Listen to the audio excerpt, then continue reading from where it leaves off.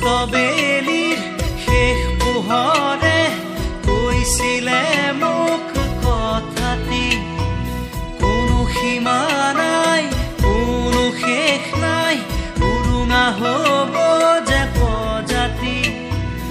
অমানিশাৰ গান যিয়ে এবাৰ গায়, সৃষ্টি গুচি তাতে হ'ব প্ৰলয়।